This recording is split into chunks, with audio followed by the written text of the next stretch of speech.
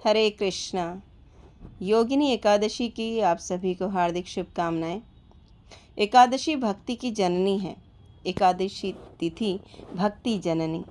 तो श्रील रूप गोस्वामी भक्ति रसामृत सिंधु में भक्ति के 64 अंगों का वर्णन करते हैं, जिनमें से एक अंग है एकादशी व्रत का पालन करना। हम सब एकादशी को उपवास रखते हैं, तो उपवास का क्या अर्थ है? शास्त्रों में बताया गया है कि उपवास का अर्थ पापों से दूर रहना। किसी भी प्रकार के पाप से हमें दूर रहना चाहिए। एकादशी के दिन एकादशी को अन्न ग्रहण करना भी एक पाप है, इसलिए एकादशी को अन्न का त्याग करना चाहिए। जो एकादशी के दिन अन्न ग्रहण करता है, अन्न खाता है, तो वह पाप खाता है। उपवास का दूसरा अर्थ है निकटवास करना। किसके निकटवास करना है? मतलब कि जीवों को भगवान के निकटवास करना है। उपवास के दिन अधिक से अधिक समय हमें भगवान की सेवा, भगवान के भजन में लगाना चाहिए। उनके नाम जप में और ग्रंथों को पढ़ने में, श्रवण में अपना अधिक से अधिक समय लगाना चाहिए। एकादशी व्रत के दिन हमें अपने शारीरिक जो आवश्यकताएं हैं, मूल आवश्यकताएं, बस उन्हीं पर फोकस करना चाहिए। बाकी चीज़ें उस दिन हमें अवॉइड करनी चाहिए। सिर्फ भक्ति और भक्ति और भक्ति, सिर्फ भगवान को प्रसन्न करने के लिए ही हमें उस दिन सारे कार्य करने चाहिए। तो आषाढ़ मास के कृष्ण पक्ष में आने वाली योगिनी एकादशी का महात्म्य ब्रह्म वैवर्त पुराण में भगवान श्री कृष्ण और युधिष्ठिर महाराज के संवाद में इसका वर्णन आता है। एक बार युधिष्ठिर महाराज ने भगवान श्री कृष्ण से पूछते हैं कि हे भगवान, आषाढ़ मास के कृष्ण पक्ष में आने वाली एकादशी का संबोधन क्या है? भगवान श्री कृष्ण ने कहा, हे राजन, इसको योगिनी एकादशी कहते हैं। इसके पालन से व्यक्ति गंभीर पाप कर्म और भव सागर से मुक्ति पाता है। हे राजन, अब मैं एक सुंदर कथा कहता हूँ।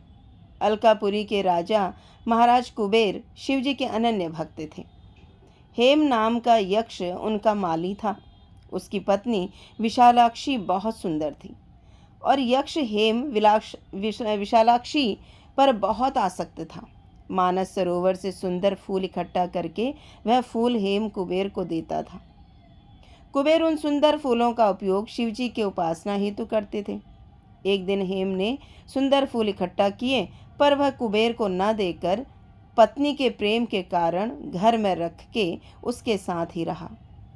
फूलों के अभाव के कारण की गई पूजा संपन्न न हो सकी। 6 घंटे प्रतीक्षा के पश्चात कुबेर को अत्यंत क्रोध आया और उन्होंने अपने एक सैनिक को माली के पास भेजा। हेम माली के पास से लौटते ही कुबेर को उस सैनिक ने कहा, हेम माली घर में अपनी पत्नी का संग कर रहा है। ये सुनने के पश्चात कुबेर ने हेम माली को अपने पास लाने का आदेश दिया। अपनी भूल को जानकर हेम कुबेर के सामने आते ही साष्टांग प्रणाम करके हाथ जोड़कर खड़ा हो गया। क्रोधित कुबेर ने उसे कहा, हे मूर्ख, आध्यात्मिक तत्वों का खंडन करने वाले महापापी व्यक्ति, अपनी पत्नी के आसक्ति के कारण आज तुमने मेरे प्रिय आराध्य महादेव जी का अपराध किया है। ये केवल तुम्हारे इंद्रिय भोग के कारण हुआ है, इसलिए तुम्हें कोढ़ हो यह शाप मैं तुम्हें देता हूँ, जिससे इसके आगे तुम अपनी पत्नी से हमेशा दूर रहोगे। मूर्ख, फौरन इस जगह से निकल जाओ। कुबेर के इस श्राप से हेम माली का अलकापुरी से पतन होकर इस मृत्युलोक में जन्म हुआ। थोड़े समय के बाद उसे कोढ़ हो गया। उस दुख से वह परेशान था। भूख, प्यास और परेशानी से व्याकुल होकर वह वन में गया और बहुत रात दिन उसने इसी तरह गुजारे। दिन भर उसे सुख नहीं मिलता तो रात को उसे निद्रा नहीं आती। इसी तरह उसने अनेक सर्दी गर्मी के वर्ष निकाले। पिछले जन्म में शिवजी की उपासना में सहायता करने के कारण उसे अपने पिछले जन्म का स्मरण था और अनेक पाप कार्यों में मग्न होते हुए भी उसकी चेतना शुद्ध और सावधान थी। भ्रमण करते करते एक दिन वह मेरू पर्वत पर पहुंचा।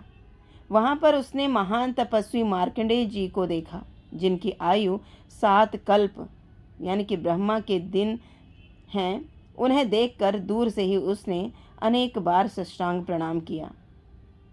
तो दयावान करुणावान मार्कंडेय ऋषि ने उसे अपने समीप बुलाकर पूछा, तुमने ऐसा कौन सा महापाप किया है जिससे तुम्हें यह रोग हो गया?